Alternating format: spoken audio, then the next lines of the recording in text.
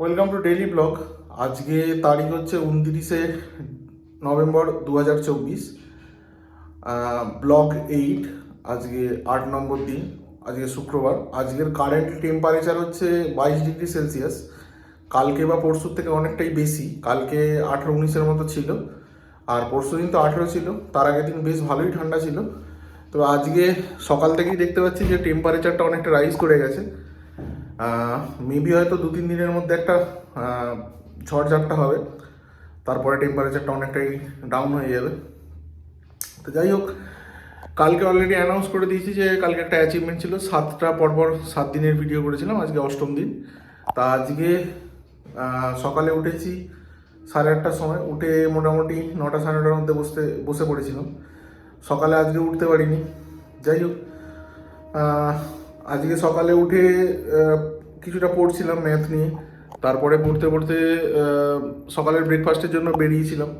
আজকে আড্ডাতে যাইনি, মানে সকালে যেটা গল্প টল্প বা টাইম পাসের জন্য সেরকম না। আজকে মার্কেটে গেছিলাম, ওই টুকটাক কিছু বাজার টাজার কেনা ছিল, আর সকালের টিফিনটা ছিল করে বাড়িতে এলাম। বাড়িতে এসে মাংস এনেছিলাম, চিকেন। আজকে চিকেনটা মোটামুটি ম্যারিনেট করে রেডি হতে একটা দেরি হয়ে গেছে। তারপরে খাওয়া দাওয়া করতে একটু দেরি হয়েছে। তো সকালে টিফিন যেহেতু খেয়েছিলাম, সেই কারণে সকালে আর চিকেন করিনি, চিকেনের রাত্রের জন্য। 30শে নভেম্বর আর একটার জন্য খুব ডেটটা মনে থাকবে, সেটা হচ্ছে আজকে লোকো পাইলটের পরীক্ষা ছিল। তা আমি দিইনি, তার কারণ হচ্ছে দুটো মেজর কারণ। এক তো প্রিপারেশনটা ছিল না এলপির জন্য, এলপির ম্যাথটা কিছুটা রিকভারি করার বাকি আছে। আর একটা কারণ হচ্ছে ভুবনেশ্বরে পড়েছিল, অনেকটা দূরে।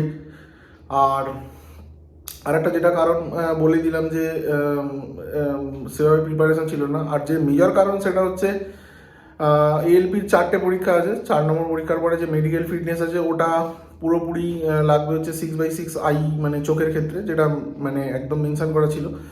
ফর্ম ফিল আপ যখন করেছিলাম তখন আমার অতটা মানে মানে কি বলবো, ছিল না চিন্তায় যে আমার চোখের পাওয়ার চলে আসবে। কিন্তু পরে বুঝতে পারলাম যে চোখের পাওয়ার চলে আসছে, 6/6 হবে না। আমি ডাক্তারও দেখিয়েছি এবং চোখে চশমা পরি।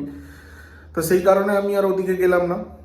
তার তুলনায় বরং প্রিপারেশানগুলো করছি নেক্সট পরীক্ষাগুলো যাতে বেটার দেওয়া যায়। তো যাই হোক, বিকালবেলা আর পড়তে পারিনি। বিকালবেলা একটু চিকেন এনেছিলাম, ওটা পকোড়া টকোড়া করার জন্য। বিকালে আর সেভাবে পড়তে পারলাম না। সন্ধ্যেবেলা বেরিয়েছিলাম।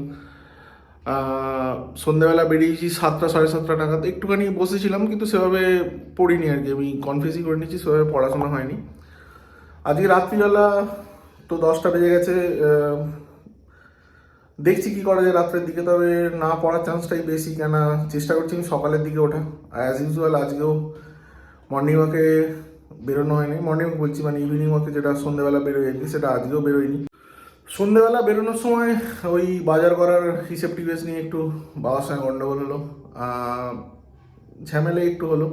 যাই হোক, মিটিয়ে হিসেব টিপেস মিটিয়ে আমি বেরোলাম। তো ওভারঅল একটা জিনিস আমি বলছি যে কনফিউজই করছি, যে ব্যাপারটা হচ্ছে পড়ার টাইমটা খুব একটা বাড়ানো হচ্ছে না। ওটা বাড়াতে হবে, নাহলে খুব সমস্যা আছে। কেন সেলফ স্টাডি করছি, সেক্ষেত্রে পড়ার টাইমটা বাড়ানো খুব দরকার, নাহলে অনেক অসুবিধা। আমি চেষ্টা করছি যে কীভাবে বাড়ানো যায়। তবে হ্যাঁ, ওই আড্ডার টাইমটা একটু কমাতে হবে।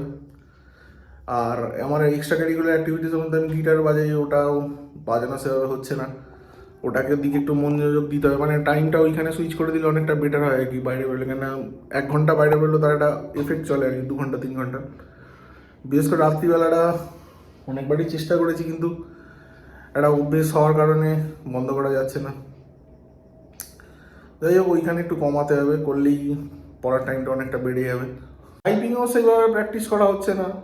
টাইপিংটা করতে হবে, আগেও বলেছিলাম। টাইপিংয়ের একটা ব্যাপার আছে, কেন ওটা কন্টিনিউশন একটা ব্যাপার আছে, ওটাকেও করতে হবে। দেখছি কীভাবে টাইম শিডিউলটা করা যায়। কেন সেলফ স্টাডির ক্ষেত্রে মানে একটা স্ল্যাক, একটা কি বলবো, মোটিভেশনের অভাবও আসছে। ওটা কন্টিনিউয়াসে আসতে হবে। মেন কথা হচ্ছে সকালে উঠতে হবে। সকালে উঠলেই অনেকটা প্রবলেমের সলিউশন হয়ে যায়, অনেকটা এক্সট্রা টাইম পাওয়া যায়। যাই হোক, সেরকম আজকে আর বলার মতো কিছু নেই, এখানেই এন্ড করে দেবো। কালকে দেখবো যদি সকালে উঠে যায়। যাই হোক, আর একটা কথা যে মানে আজকের এই টেম্পারেচারটাও অনেকটা এফেক্টেড করছে। মানে একটা উদ্ভট টাইপের বাজে টেম্পারেচার। বাইরে বেরোচ্ছি, হালকা ঠান্ডা হচ্ছে, গাড়ি চালালে ঠিক আছে, জ্যাকেট ট্যাকেট পরে আছে, কিন্তু দিনের বেলা অলরেডি দেখতে পাচ্ছ গোটা মুখে ঘাম চলে এসছে। দিনের বেলা রুমের মধ্যে বেশ গরমই আছে।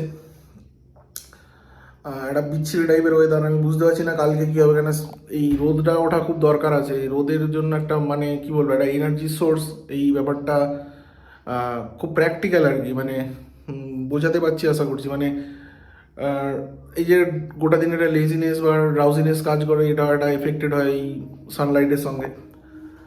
দেখি কালকে কি হয়, যাই হোক টাইমটা অনেকটাই বাড়াতে হবে।